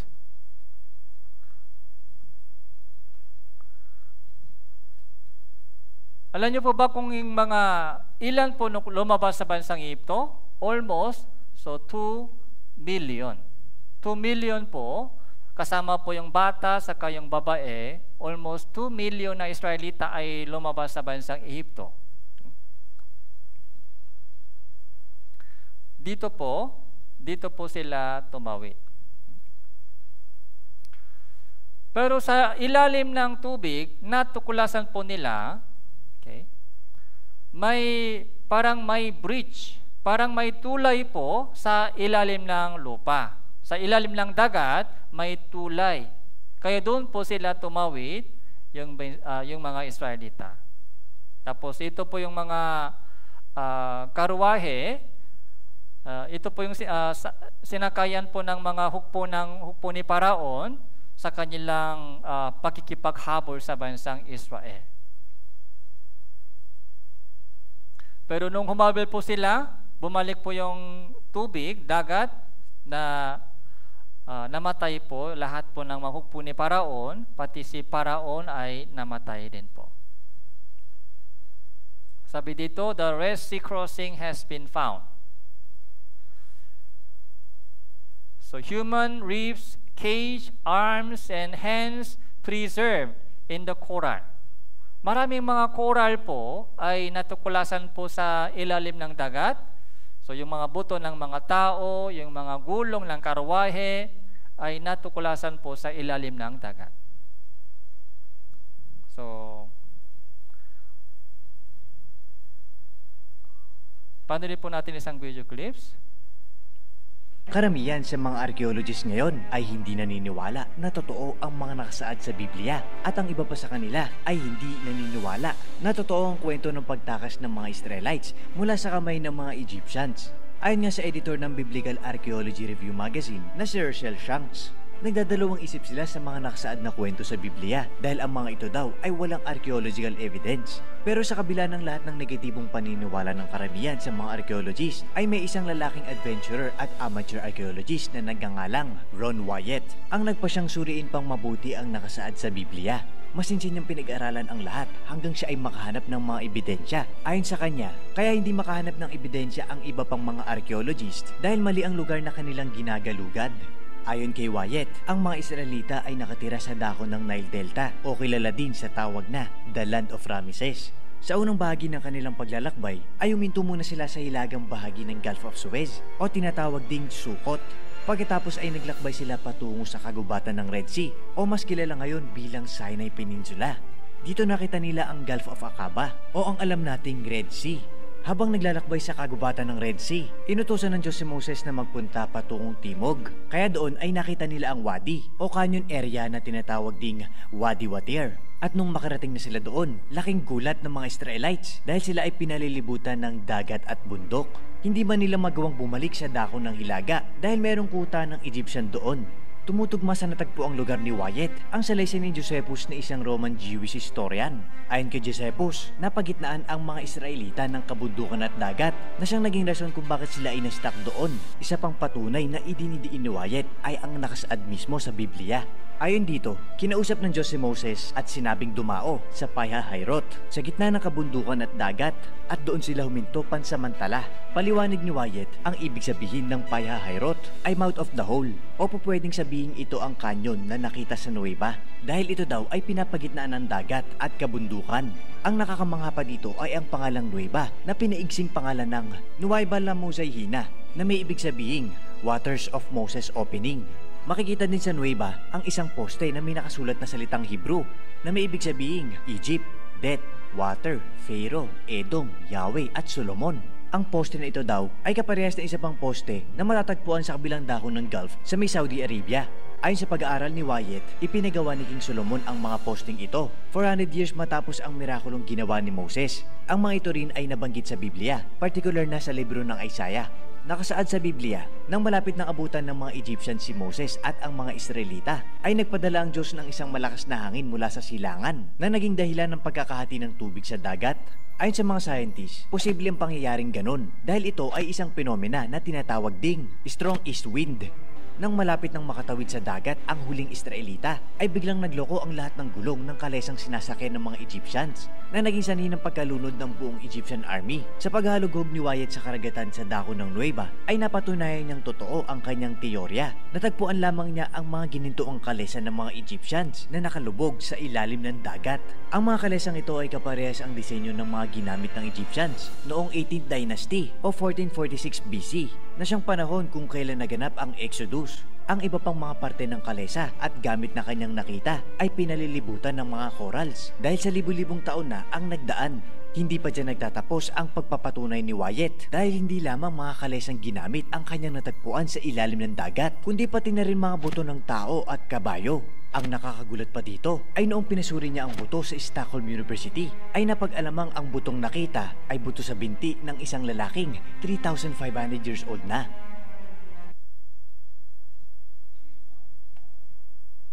So medyo mabilis po yung pagsasalita, pero naiintindihan po ba ninyo? So ibig sabihin, doon po sa bansang Ehipto, saka yung Saudi Arabia, saka ilalim ng dagat, so maraming mga ebidensya po ay natuklasan po sa ating panahon.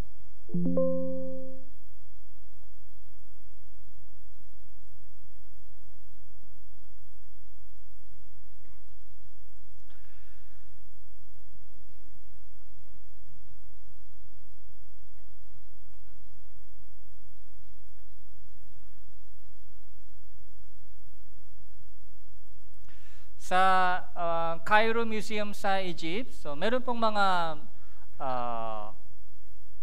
yung bangkay ng hari, pag namatay na po yung hari, so inilagay po nila yung mga chemical para hindi mabulog yung kanilang katawan. Tinatawag po ito mira o mami. So sa mga hari ng bansang Egyptian, ito po yung mga ordinaryong hari. Pero ito po yung hari na namatay sa dagat sa kanyang paghabol sa bansang Israel, Merneptah. Ito po yung iba sa ibang mga mummy. Okay? Yung mga bahagi ng puti ay sira, kaya inayos.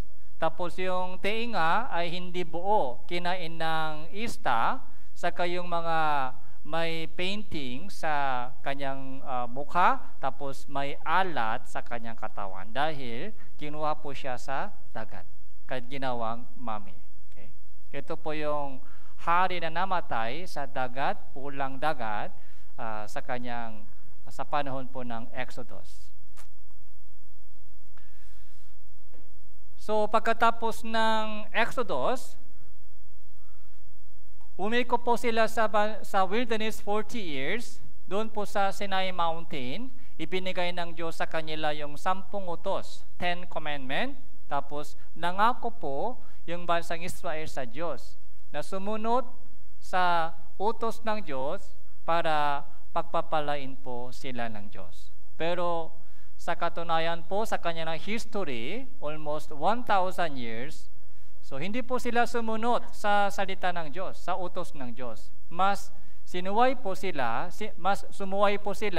sa mga utos ng Diyos. Kaya sa panahon ng manghukom, judge, tapos sa panahon po ng United Kingdom, King Saul, King David, King Solomon, patuloy po sila sumuway sa utos ng Diyos. Kaya sa BC 930, so yung Israel po ay nahati sa dalawang bahagi, Northern Israel and Southern Judah. Pero patuloy po sila sa kanilang patuloy na pagkakasala laban sa Diyos. Yung Northern Israel ay winasak po ng Assyria BC 722. And Southern Judah naman po ay winasak ng Babylonia BC 586. Okay. Patuloy po sila winasak ng ibang mga, patuloy po sila sinakop ng ibang malalaking bansa, Persia and Greece and Roman Empire. Sa panahon po ng Roman Empire, sino po yung dumating sa mundong ito? Si Jesus Cristo ay dumating sa mundong ito sa panahon po ng Roman Empire. So alam po natin yung storya po ng Panginoong Jesus Cristo. Okay? Gumawa siya ng maraming milagro. Ano po yung milagro? Binuksan niya yung mga mata ng bulak. So binuhay niya yung mga patay. Tapos, tinawagan po ni Jesus si Nazaro. Lumabas si Nazaro, kahit patay na po siya. Tinawagan po ni Jesus si Nazaro, lumabas po siya. Tinahimik po ni Jesus yung mga alon sa dagat. Tahimik, tumahimik na yung dagat. Tapos yung kanyang mensahe. Ano po yung mensahe po ni Jesus? Marcos chapter 1 verse 5, magsisi kayo at manampalataya sa Ebanghelyo. John 3 verse 3, dapat ipanganak ka na muli para makapasok sa kaharian ng Diyos. Ako ang muling pagkabuhay at buhay. Sumampalataya ka sa akin, bagaman siya ay mamatay, mabubuhay. Resurrection. Yung mensahe po ni Jesus Christ ay hindi po patungkol sa mga magandang buhay dito sa lupa. Puro patungkol saan po? Patungkol sa makalangin na bagay. Paano ka maligtas, paano ka makapunta sa langit, magsisika at manampalataya ka sa Ebanghelyo. Ipanganak ka ng muli dapat.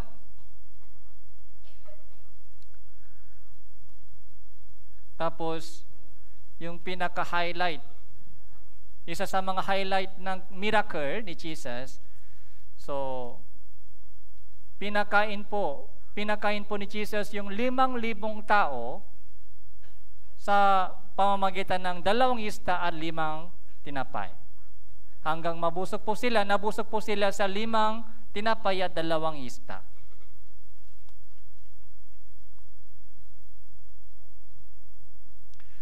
Pero sabi po dito, John chapter 6 verse 26, 27. Sabi niya, ako'y inyong hinahanap hindi dahil sa nakakita kayo ng mga tanda, kundi dahil sa kayo ay kumain ng tinapay at kayo ay nabusog. Huwag kayong magsumikap ng dahil sa pagkain nasisira, kundi dahil sa pagkain tumatagal para sa buhay na walang hanggan.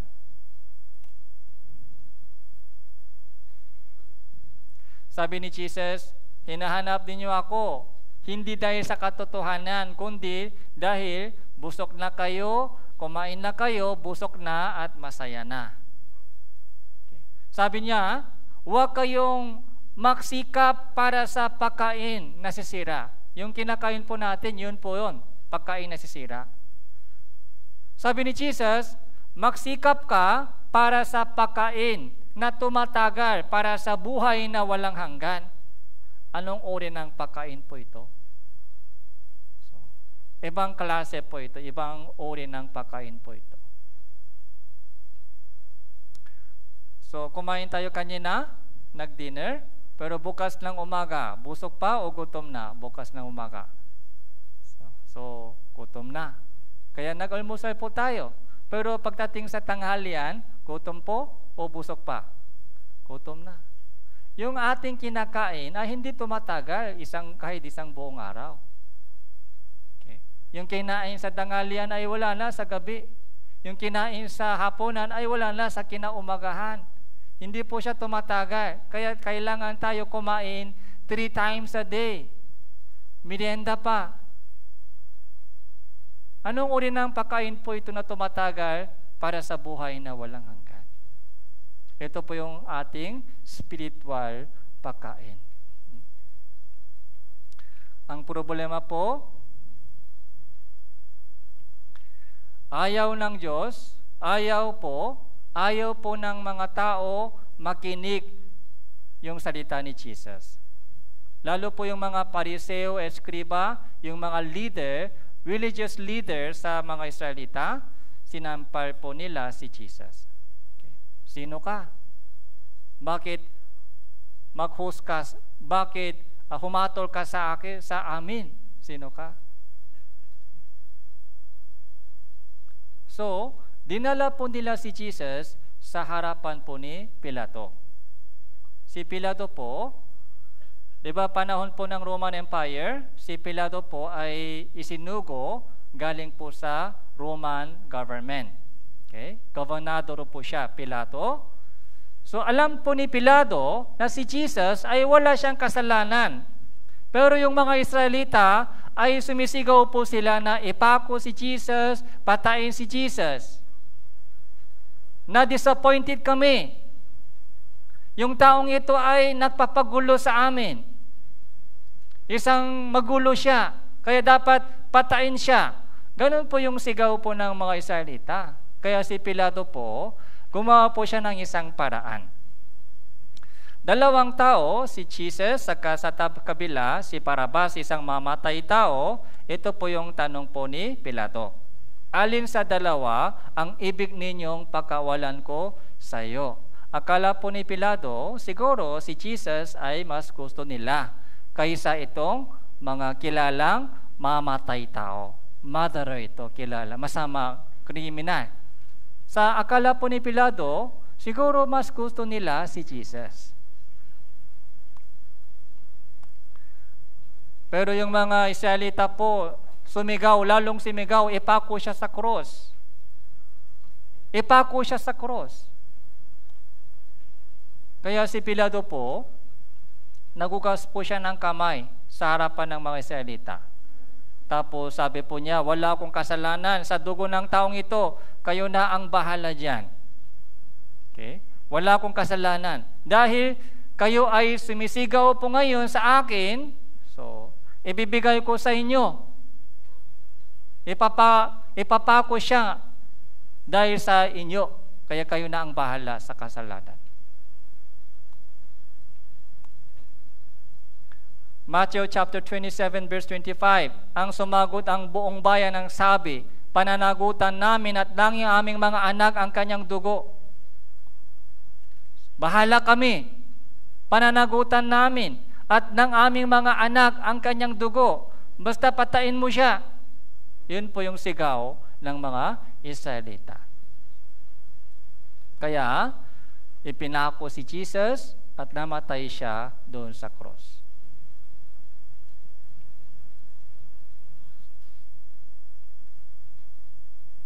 Kaya, dahil sa kanilang kasalanan, dahil sa kasalanan ng mga Israelita, tumanggi po sila sa Panginoong Jesucristo. Kaya sa loob ng 2,000 years, so pinarusahan po sila ng Diyos. Ilang taon? 2,000 years. Kung saan man sila pumunta, pinapatay po sila ng mga Gentile. Noong AD 70 po, ito po yung nangyari. AD 70, ikinala sila sa buong mundo. Kung saan man sila pumunta, pinagpatay sila ng mga ibang lahi, tapos yung kanilang lupain ay naging tigang, basurahan. Ito po yung parusa na dumating galing sa Diyos.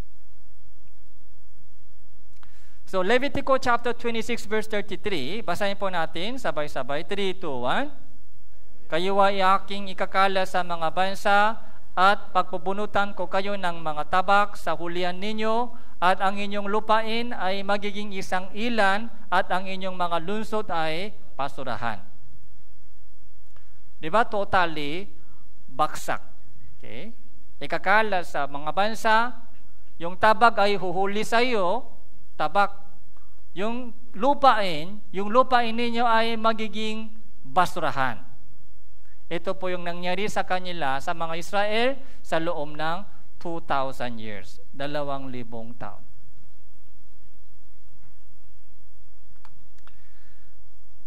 So, ikinalat na sila sa buong mundo. Tapos, ito po yung history ng Israel. So, AD 70, 1.1 million killed by Titus.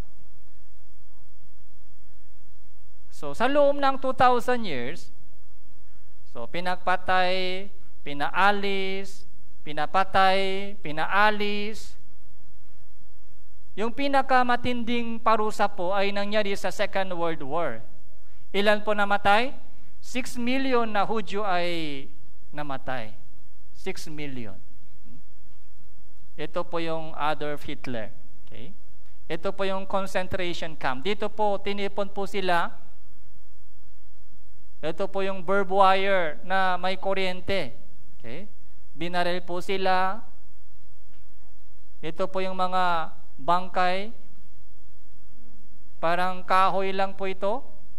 Ito po yung damit po nila, suot nila, salamin nila, nasaan yung mayari? Patay na. Walang awa sa mga senior, kay matatanda, binuksan po yung tiyan, binuksan po yung ulo, utak, na walang anesthesia. Maraming mga medical experiment ginawa ng German doctors. Kaya advanced po yung medical science ng German. Dahil yung tao mismo ay ginamit po nila. Ito po yung poisoning gas. Zyklon B ay ginamit po nila sa pagpatay ng maraming tao. Kinulungan sila sa mga shower room, pero ang labas po doon sa faucet ay hindi po yung tubig, kundi poisoning gas. Ito po yung Hurono. Okay? Walang awa sa mga bata. Let this blood be on us and on our children. Panorin po natin isang video clips.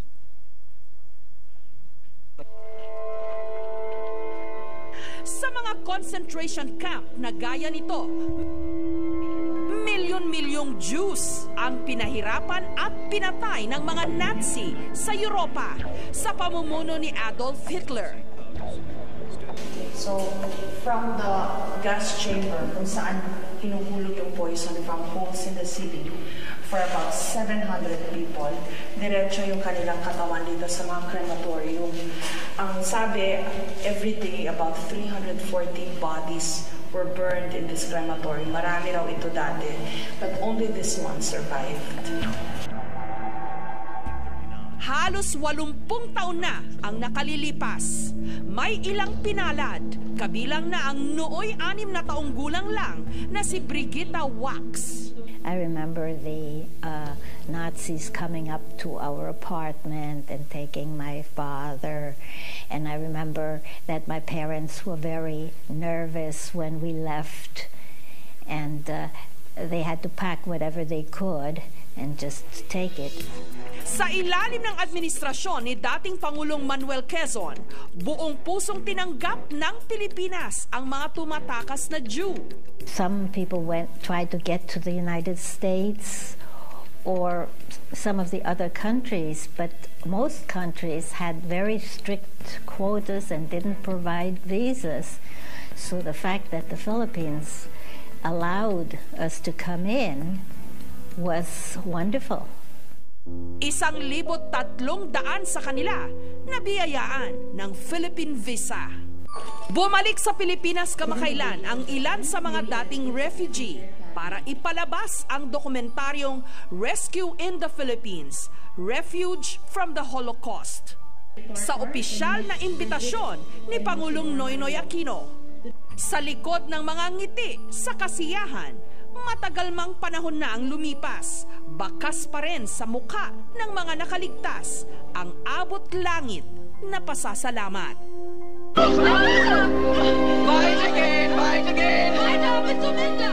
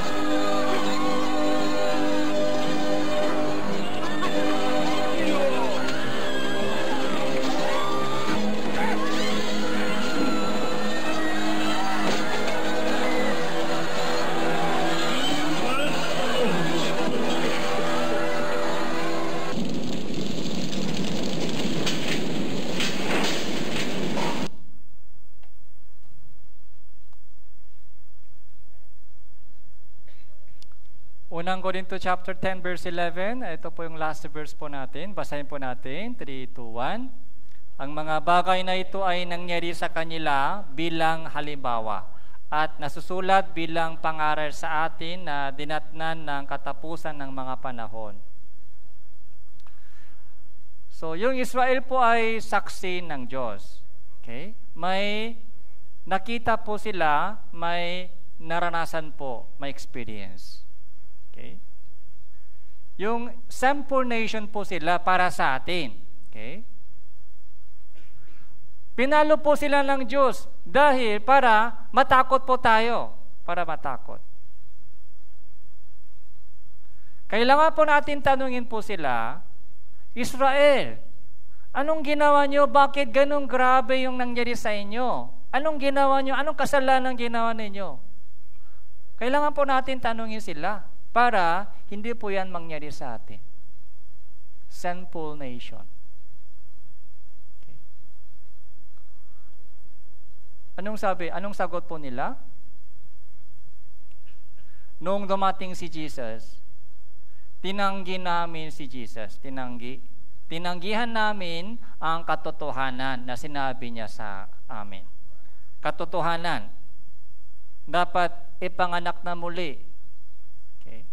Dapat magsisi at manampalataya sa Ebanghelyo. Pero tinanggihan namin yung katotohanan. Kaya ito ang nangyari sa amin. Lesson. Okay? Anong lesson po sa atin? Ito po ay Bible Seminar, ay isang napakagandang pagkakataon para sa ating lahat. Hindi po ito nakataon nangyari. Naniniwala po ako na may purpose, may kalooban ng Diyos dito. Hindi po ang tao nag-imbita sa inyo. Ang Diyos ang nag-imbita sa inyo dito. Kaya nandito na po kayo. Ang nakikinig po kayo ng salita ng katotohanan. Pero nasa inyong desisyon kung maniniwala o hindi. Okay? Nasa inyo. Okay. So may dalawang paraan. Paraan ng tupa, may dalawang daan. Daan ng tupa, daan ng kambing. Okay. Dapat may interest po tayo. Dapat isipin po natin tungkol sa ating spirito, tungkol sa Biblia. Maraming evidence po nakita po natin. Okay? Anong sinasabi ng mga evidence po ito? Biblia ay totoo. Eden Garden, yung Noah's Flood, yung history ng suffering of Israel. Lahat po ito ay nagsasabi ngayon sabay-sabay, Biblia ay totoo. Kung Biblia ay totoo, meron po tayong big problem. Kung Biblia ay totoo, ano po yung problema po natin?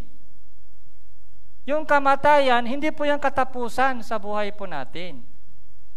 Pagkatapos ng kamatayan, ano daw meron? Ano daw meron sa Biblia? Paghuhukom. Yun ang mangyari sa ating lahat kung Biblia ay totoo. May langit, may impyerno. Lawan ng apoy. Kailangan po natin maging seryoso. Kung ano mang sinasabi sa Biblia, kailangan po natin pag-isipan po ng mabuti. Dahil ito po ay mangyari sa atin. Kaya bukas po, so pag-aralan po natin tungkol sa mga signs ng last day. Bakit nangyari po yung COVID-19? Bakit may gera sa iba't ibang bansa ngayon? Bakit iba yung mga klima, mga global warming, climate changes, dumadami yung mga lindol, sakit. So may reason sa Biblia. Yung sign of last days. Okay? Mas interesting po yung topic po natin bukas.